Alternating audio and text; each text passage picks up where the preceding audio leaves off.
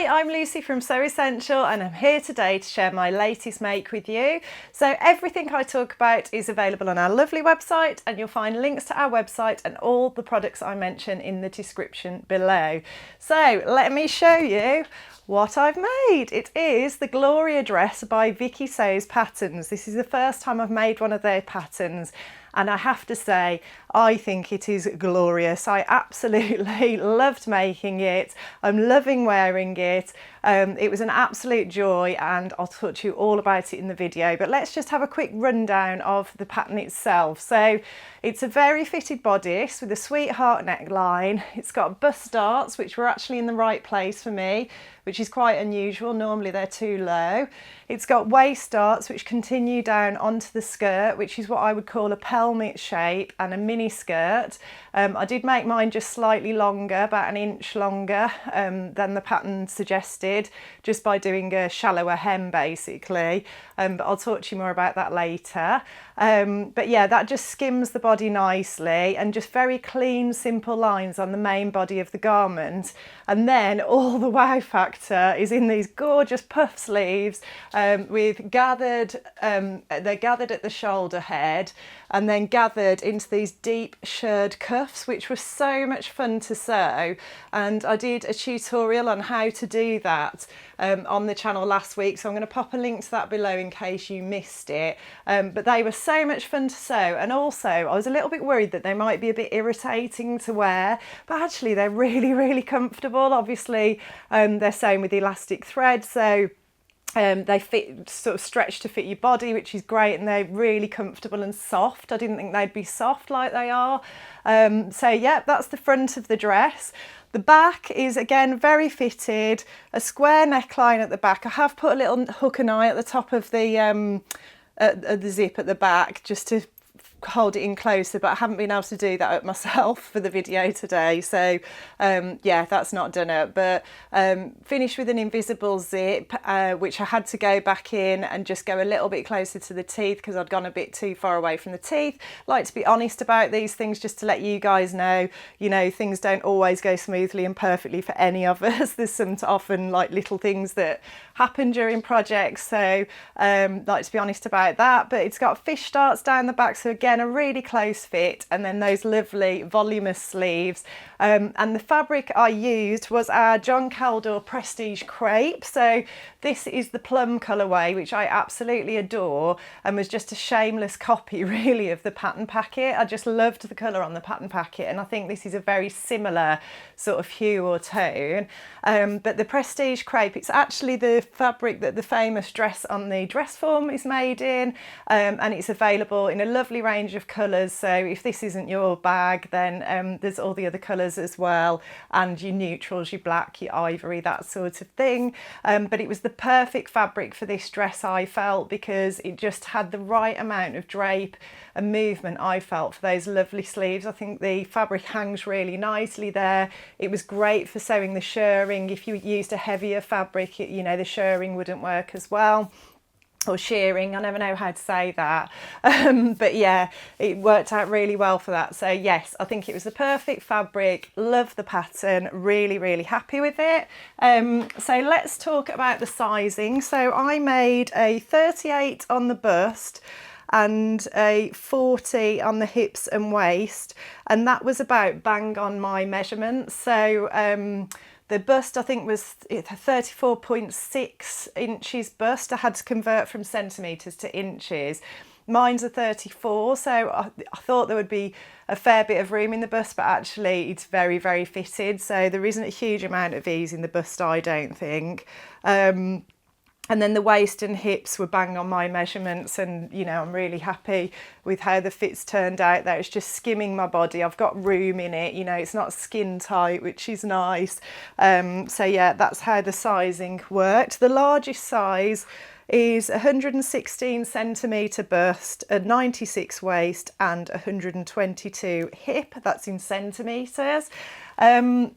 In terms of adjustments that I made my usual high round back and forward shoulder adjustment, and that's because I've got curvature at the top of my back from sitting at a computer all the time and sewing and stuff like that. Many of us we'll develop that over time. So I'll pop a link to the tutorial below for you on how to make that adjustment. But with the forward shoulder adjustment, usually I just move this end of the shoulder seam forwards, and this end of the shoulder seam nearer my neck is usually in the right place. But after I'd made the adjustment on this, I found that actually probably I should have moved the whole shoulder seam forward. At this neck end, it's a little bit far back. So again, being honest, another little thing that I've learned from this project on this particular pattern. I'm not sure if the shoulder seam's supposed to be far back on this pattern. It might be a design feature. But yeah, I would bring it forward next time if I made it again. I did make a toile. I did do a practice run in calico. I've popped a link to our calico below because it is a really useful, cheap fabric to have to make toiles with and to make markings on and things like that. I've talked about it before, but I use it all the time. I did make a quick toile just to check the fit, and I was really impressed with how it fit straight out of the packet. I made those adjustments. The only other adjustment, they're my standard adjustments I make on literally every pattern I ever make. The only additional adjustment I made was I added a shoulder dart, and that was because the armhole was gaping at the back. But again, this is an issue that's specialist to me. I've got quite prominent shoulder blades as a result of that curvature at the top of the back. And what that means is on very fitted garments, I often have to add a shoulder dart just to create some extra room in that area. And then that stops that armhole gaping. So I did that as well, and I've popped a link to the tutorial for how to do that below as well. But yeah, really pleased with the sort of fit. As I say, the bust darts and the waist seam were in the right place for me. Normally those things are too low on me. So that was very refreshing and pleasant. So let's talk about the construction. So construction wise, it was an absolute joy to sew. I got really carried away and barely looked at the instructions, which is a shame because the instructions for these patterns are actually very good. They come with photographs and detailed descriptions and lots of additional sewing tips as well, things to try and techniques that you can use. The instructions, you scan a QR code actually on the pattern tissue, and then that gives you a PDF for the instructions, which you can either print out at home, it's just like an A4 document, or you can just view them on your phone or your device. But yeah, they're really detailed, really good, lots of extra tips in those, but I got quite carried away because the construction of the dress really was kind of relatively straightforward if you've got a bit of experience of putting garments together. So you sew the darts first, put the dress together, put the zip in, and then the neckline's finished with the facing, and then you add your sleeves. Because I got carried away and I wasn't checking the instructions, I did cause myself a little bit of a headache with the sleeves. So what the pattern suggested was that you attach the sleeve to the shirred cuff before you sew the underarm seam, and then you sew the underarm seam all in one.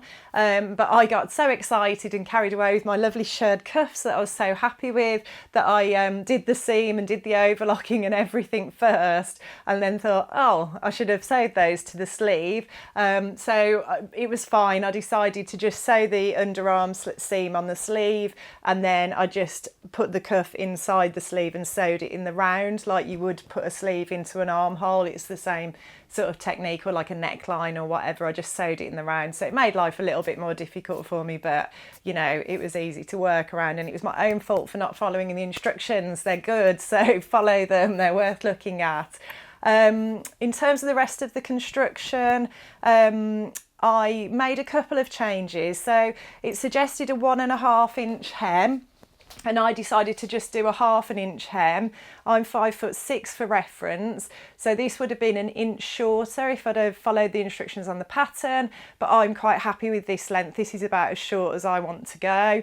And also, instead of top stitching the hem down, I hand sewed it just for a cleaner finish. I wanted a really sort of clean finish. The neckline, it suggested top stitching that down, I suppose, to hold the facings in place. Again, I didn't really want the top stitching, so I decided to just hand sew the facings at the shoulder seams. One thing I've got to say as well that I'm really impressed about, I was worried because this area here where the bodice joins the sleeves is very, very narrow. It's like a thin strap almost. I was worried that that might like constantly be falling off my shoulders. I was like, oh, that could be a design feature that's a problem. But actually I feel totally secure. I think it's really well drafted there, because I don't feel like that at all. And probably my shoulders I think could be potentially a little bit sloping as well. So yeah, that was really, really good.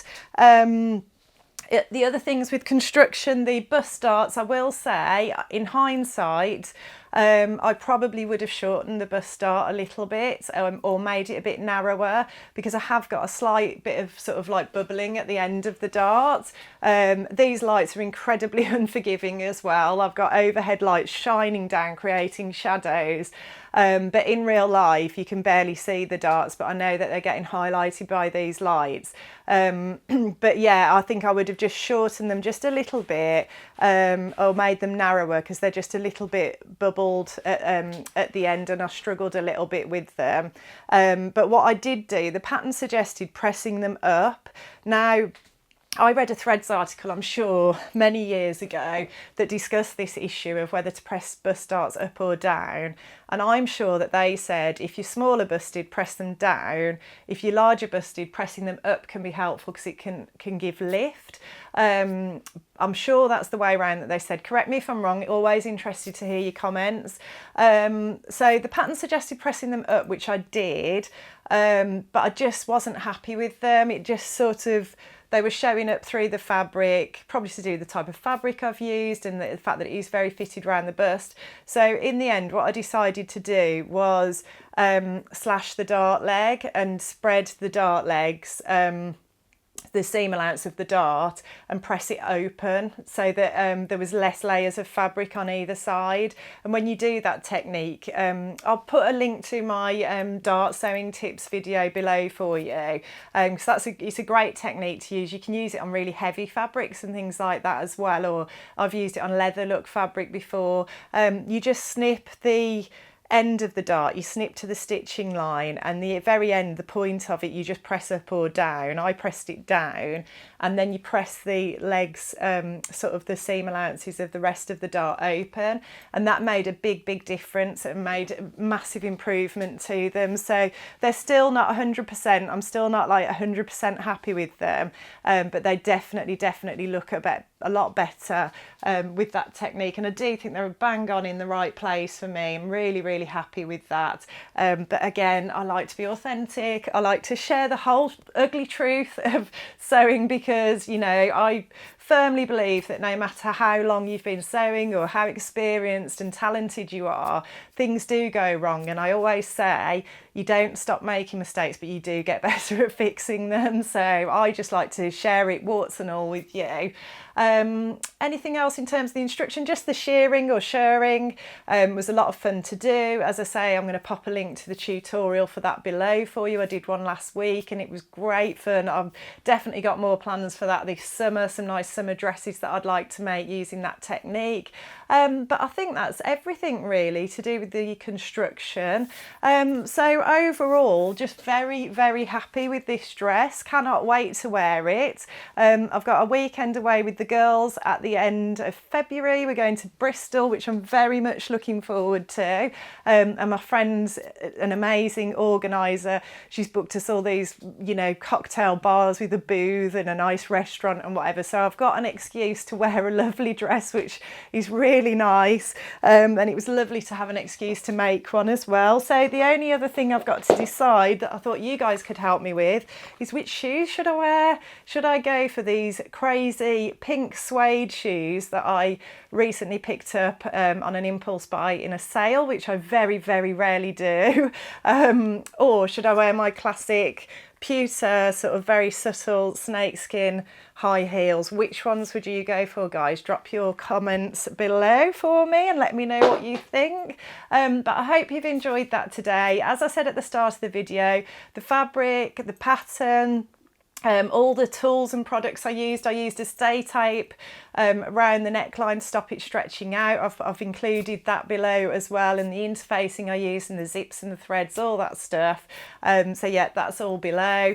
But yeah, thanks for stopping by today and watching my video. If you like what you see today, please do like and subscribe, because every Friday I bring you a video packed full of sewing goodness.